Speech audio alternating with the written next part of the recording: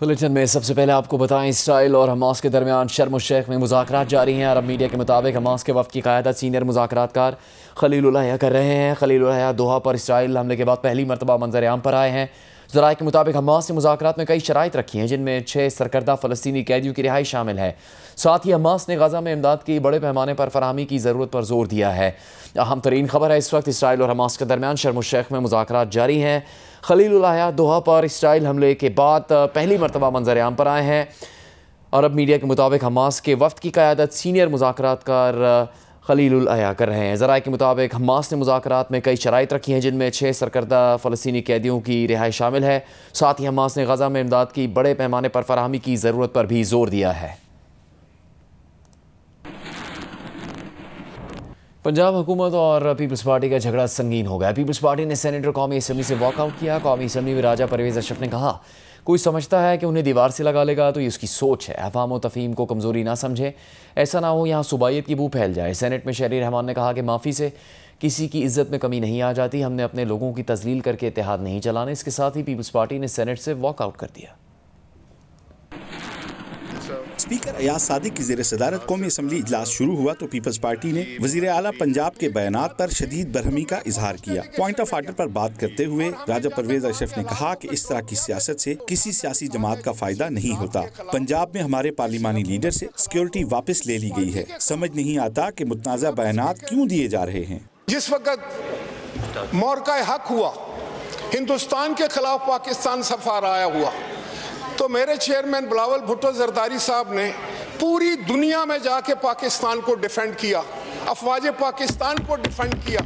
कोई ये समझता है कि हमें कोई दीवार से लगा लेगा, तो जनाब स्पीकर सबसे बढ़कर जो है वो हमारी इज्जत की बात है। जब तक पंजाब की तरफ से इस ईवान में या कोई जमादार जो है वो हमें मुतमईन नहीं करता, हमारे लिए इस कार्रवाई में हिस्सा लेना जो है बहुत मुश्किल है। ये बातें तो हम चार्टर ऑफ डेमोक्रेसी के बाद भूल चुके थे।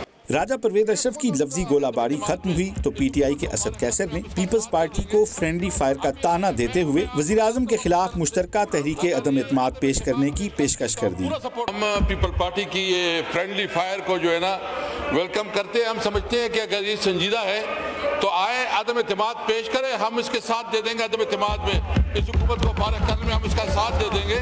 इसके बाद पीटीआई ने कोरम की निशानदेही कर दी और गिनती पर कोरम पूरा ना निकला, जिसके बाद इजलास 9 अक्टूबर की शाम 5 बजे तक के लिए मुलतवी कर दिया गया। आसिफ बशीर चौधरी, जियो news, parliament house, Islamabad.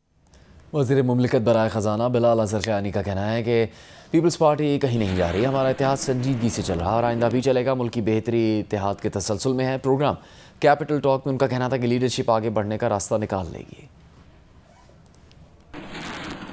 Balochistan में भी पीपल्स पार्टी और आप एक दूसरे के इत्तेहादी, मरकज़ में भी आप इत्तेहादी, आपस में जब आप लड़ेंगे तो सिर्फ आप अब ये कह के बात को घुमाइएगा मत कि नहीं ऐसा नहीं होना चाहिए। ये हो क्यों रहा है? एक हमारा जमातों का इत्तेहाद अब काफ़ी सालों से बहुत मेच्योरिटी से चल रहा है। अपोजिशन के दिनों में भी अदम एतमाद से पहले 2022 से पहले मेच्योरिटी से चल रहा था, लेकिन अब इमेच्योरिटी कौन दिखा रहा है? देखिए अब, और 2022 में भी लोगों ने यही कहा था, उन्होंने कहा था ये नहीं चलेगा, मगर चला।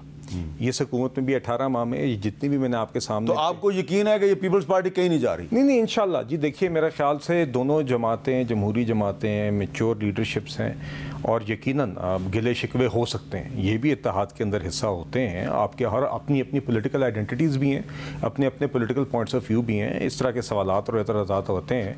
मगर हमारी जमातों में दोनों में the highest level leadership level और उसके बाद भी हमारे ऐसे संजीदा सीनियर सियासतदान हैं कि इंशाल्लाह we will find a way forward. हम जानते हैं कि ये इत्तेहाद जो है आज इस हुकूमत की एक जो बुनियाद बना हुआ है, ये इसका तसलसल जो है इसी में मुल्क की बेहतरी है। सदर मुमलिकत आसिफ जरदारी के बुलावे पर वफाकी वज़ीर दाखिला मोहसिन नकवी कराची पहुँच गए हैं। कराची में उन्होंने वज़ीर दाखिला सिंध ज़ियाउल हसन लंजार से मुलाकात करके उनकी वालदा के इंतकाल पर इजहार ताज़ियत किया है। मुलाकात में सिंध के सीनियर वज़ीर शर्जील मेमन भी शरीक थे।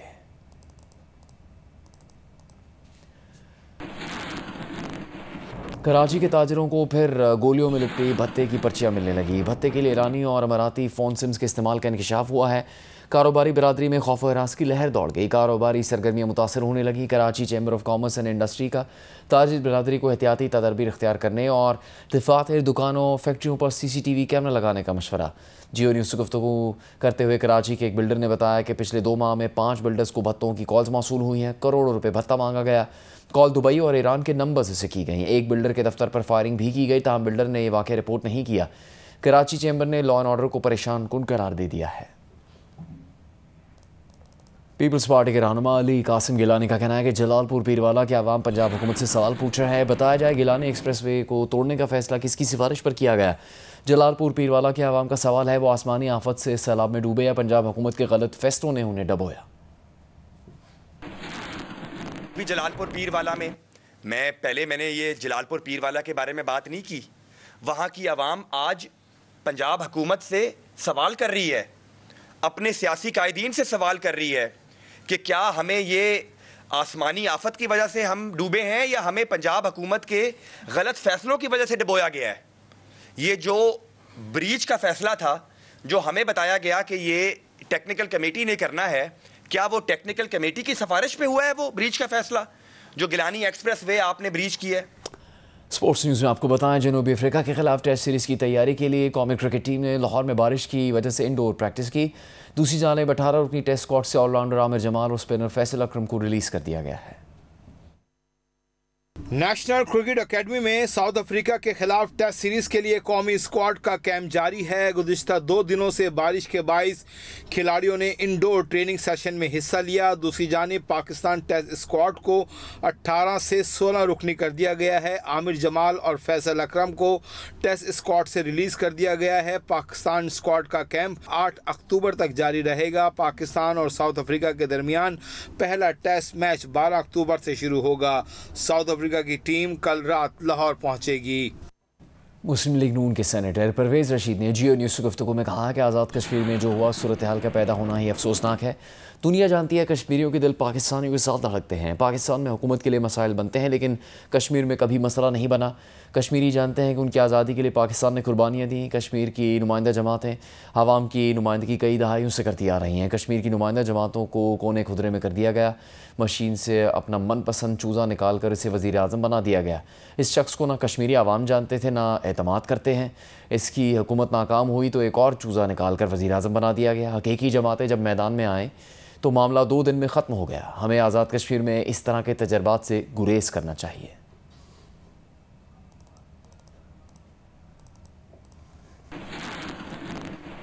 इंडियन पुलिस ने चीफ जस्टिस ऑफ इंडिया पर कमर अदालत में जूता मारने वाले वकील को रिहा कर दिया है। जज BR गवाई ने वकील के खिलाफ कार्रवाई से इनकार किया था। भारतीय मीडिया रिपोर्ट्स के मुताबिक 71 साला वकील राकेश किशोर ने भारत के सबसे बड़े जज पर जूता इसलिए फेंका कि उन्होंने पिछले माह एक केस में उसके ख्याल में मतनाज़ रिमार्क्स दिए थे। जज गवाई ने मध्य प्रदेश के तारीखी मकाम खजुराहो में भगवान विष्णु के बग़ैर सर के 7 फुट ऊंचे पुतले की बहाली की दरख्वास्त ये कहकर मुस्तरद कर दी थी कि ये काम अदालत का नहीं है, आर्कियोलॉजिकल सर्वे ऑफ इंडिया का है। जज ने दरख्वास्त गुजार राकेश को मुखातिब करके रिमार्क्स दिए कि आप जाएं और ख़ुद भगवान से कहें कि कुछ करें। जज ने मज़ीद कहा कि आप कहते हैं कि आप विष्णु के ज़बरदस्त पुजारी हैं तो जाएं और प्रार्थना करें, क्योंकि ये जगह आर्कियोलॉजिकल सर्वे ऑफ इंडिया की तहवील में है और इजाज़त वही दे सकता है। दरख्वास्त गुजार राकेश का कहना था कि ये विष्णु की मूर्ति मुग़लों के हमलों में तबाह हुई। जज गवाई के रिमार्क्स पर सोशल मीडिया पर खूब वावेला हुआ। उनके तबसरे को मज़हब मुखालिफ कहा गया। अटॉर्नी जनरल ऑफ इंडिया ने एक बयान में कहा कि सोशल मीडिया के दौर में न्यूटन का ये कानून के हर अमल का बराबर रद्द-ए-अमल होता है गलत साबित हो गया। आज किसी भी अमल का सोशल मीडिया पर रद्द-ए-अमल क़यामत खेज़ हो सकता है। भारतीय सियासी जमात राष्ट्रीय जनता दल की तर्जुमान प्रियंका भारती ने इस वाक़े पर लिखा है कि ज़ात पात पर यकीन रखने वालों को मुल्क में एक दलित का चीफ जस्टिस बन जाना बर्दाश्त नहीं हो रहा। सोशल मीडिया पर तनकीद के बाद जज गवाई ने एक बयान में कहा था कि वो तमाम मज़ाहिब का एहतराम करते हैं।